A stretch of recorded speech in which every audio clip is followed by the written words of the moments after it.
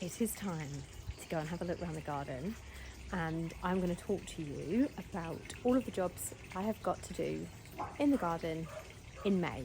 There is so much to do, and I actually thought that maybe by filming it and chatting to you about it, that I would remind myself that I really need to crack on and get some of this stuff done. The garden's looking amazing. It's looking lush. Obviously, we've had so much rain, and it is about to burst into flower. May and June are my favourite times in the garden, or this garden anyway. The container garden is more late summer. But I absolutely, just love this time of year. So let's go and have a look, make a cup of tea, and let's chat about all the stuff I've got to do in May. So I think the best way to do this is to start here by my door. So this is going to be all the jobs I've got to do. I'm just going to talk you through everything. And obviously you'll see what the garden is looking like at the moment. So starting with these pots either side of the door, you will see I'm just making the most of the tulips that are in there, which are still looking pretty. And then I'm actually going to be potting up this lovely Hebe that I bought from Home Bargains, which is like a purple flowering one, which I just love, because much as I love doing these pots, I think just having something in there all the time, which is evergreen and flowers in the spring, is going to be great. So I bought 2 of them, the other one's up there. So yeah, they were $5.99. And then I've got a beautiful Sonetti here. This was from Aldi, £3.49. Do not pay garden centre prices for these. My garden centre has got these for $12.99, which is absolutely mental. Just do not pay that. So yeah, £3.49. It's an annual. It's not going to go back. It's not going to come back, but I love it, and I treat myself to one every year. Then over here we have got spring bulbs flopping over. Now, I was going to be planting begonia in here, and actually I've got the bulbs down there to go in here, but last summer on a roundabout in West Sussex I spotted a variety of Busy Lizzie, also known as Impatient, in a lilac colour that was so incredible I was dreaming about them, and I've managed to find them. And I have ordered them. They haven't come yet, which I'm a little bit worried about. I'm guessing it was like a pre-order, so they'll come to me when they're ready. But I've bought jumbo plugs, and I bought 6. So 3 will go in each side, and it will just fill those square planters. So yeah, I've scrapped the begonia idea, and I'm going with my dreamy Busy Lizzies, because they will flower early in the season, right the way through to the frosts. So yeah, they are coming. I've got a little bit of damage on some of these Fatsia leaves, so I might get rid of those. But you can see all the lovely, lush new growth. These were from Lidl. These were $8.99 Lidl houseplant Fatsias. Doing incredible. So yeah, that is over there. Let's make our way through this way. So I've already removed all of the old foliage off these ferns. I have given the whole border a feed already this season. Lots of people don't feed their borders because technically the soil should be good enough and well balanced enough to feed the plants. You know, I mulch every year, so that definitely should be the case. But I've planted out lots of seedlings which needed a boost, so I just thought I'm going to boost the whole lot. And often I do that in May. I'm really on the ball with feeding, and then by the time we get to June I've had enough and I don't bother. So yeah, the borders are looking really full. I've got tulips which I need to deadhead. I'm actually going to keep all these tulips. The ones that you see now are staying because I love them. They were a really nice variety. I'm just going to let them die back naturally. These bluebells have got to come out, and actually they are not English bluebells, they are Spanish, which are naughty, and they just appear and go wild. So yeah, I need to rip them out. I think they burst through the membrane underneath the gravel because I never put them there. These gorgeous Allium Kawani, I've never had these before. Look how pretty they are. The only comment I'll make about them is they're very droopy. The stems are very, very droopy, but then we have had a lot of rain. But I just love them. How nice are they? Just nestled into everything else. Just beautiful. Then I've got my David Austin Rose Olivia Austin Rose, and another one there. So I've got 2 Olivias. They are a new addition to the garden, which I planted last year. Can't wait to see how they do under the window. I've given all my roses the annual David Austin feed, so that was one job done. Now this border, I actually think I'm quite happy with it now. It looks gappy because I'm waiting for things to grow, but I've had a really busy week of planting things in here. So I've put a few bare roots in. I have put some larkspur in. You can see them there. Little fluffy seedlings. I bought some Verbena Bampton cuttings off eBay. They've gone in. So actually the gaps will soon start to fill up. And yeah, that's looking really lush and big. This border now, all the way down here, me and Harvey pulled up all of my tulips. So the tulips in this border I didn't love. And when I've got so many seedlings to plant out to fill these borders up, because that's just the style I love, I can't have dying tulip foliage going on in here. It just doesn't work for me. So I whip them all out. And I'm not going to even bother keeping them or storing them because I'll be honest, I can't be bothered. That's just how I roll. So I'll plant fresh next year. And actually it was only 3 packets of bulbs that I put in here. I don't like lots in here, but I do like a bit of early colour. So yeah, I took all of those out, and then if you look in the border amongst my perennials, I've planted out. So that's an Orlea, larkspur, another Orlea. My snapdragons are out, so my borders are filling up. So I've got tons of perennials in there, but I just absolutely love the annuals that I grow, and I love a packed, wafty, floaty bee, butterfly, wildlife haven. This is the style I love. So yeah, that's what I do. I mix perennials with all the lovely things I grow. So that really, I think, maybe we've got a few more bits to plant out, and I've got some gladioli bulbs over there to go in. But then I kind of just need to wait for it to do its thing. I'm pretty happy with how it is, to be honest. The rose is about to flower, loads of growth. You'll see how I have tied the rose in like a spiral shape. If you look at an earlier video, you'll see how I did that. And all of the new shoots that have just shot off of that is incredible. And I was really sceptical about doing it because I was like, I've kind of heard that you can train them in fancy ways, but it's not typically the way I've seen people do it. But I thought, I'm just going to experiment.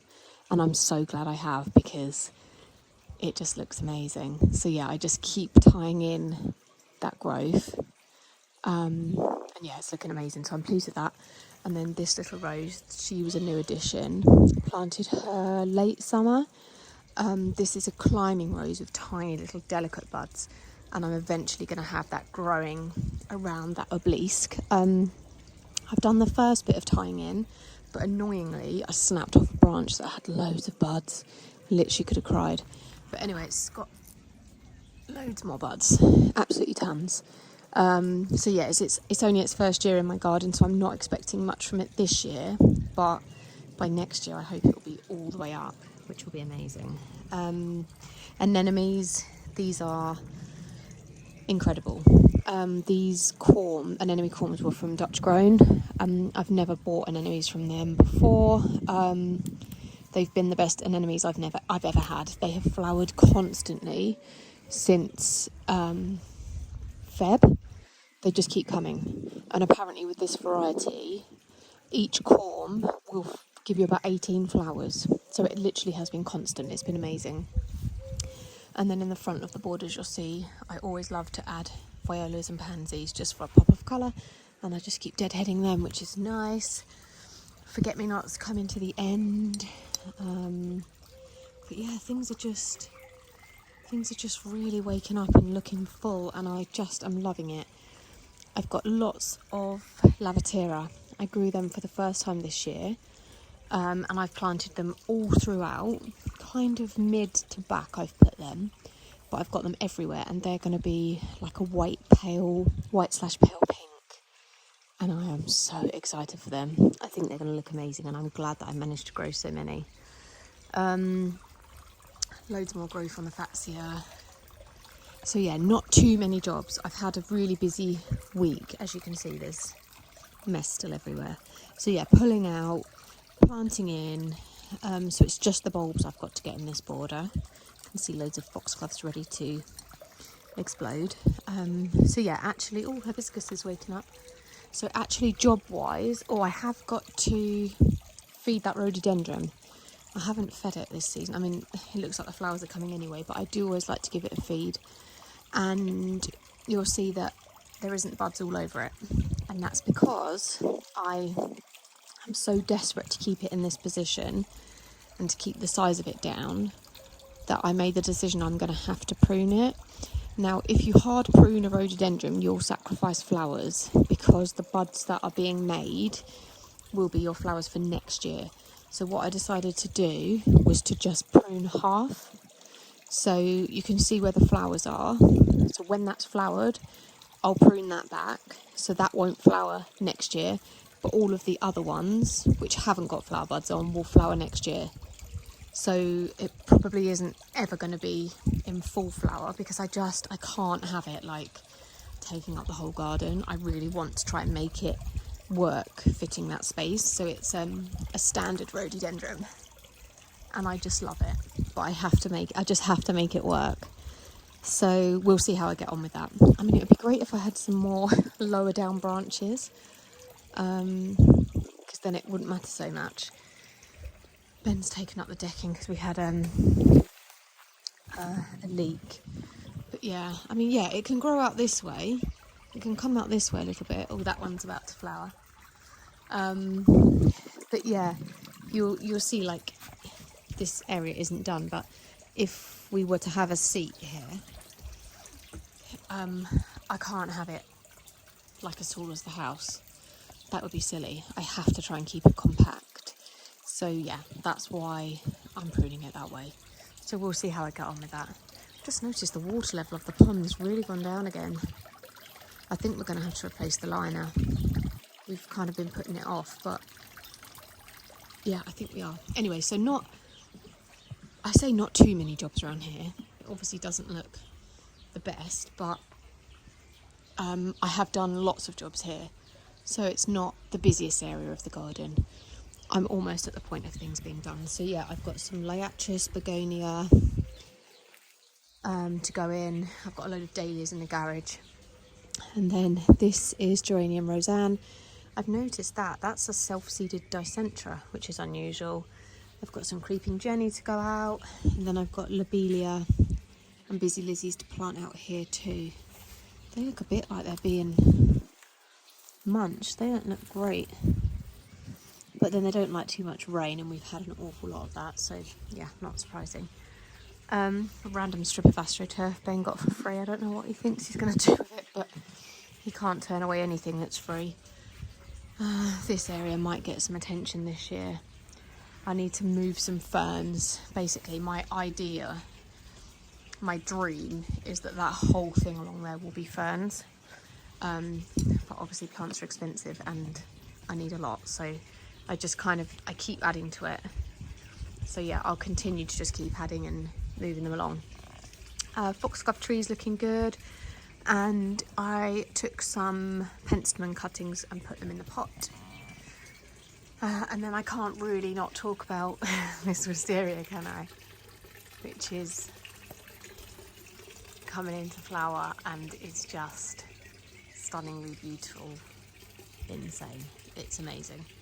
But actually the best view, and I will show you the best view, I won't show you right this second, but it's up on that roof. So I had to get my ladders, make a cup of tea, and as a family we all go and sit on the roof and enjoy looking at the wisteria.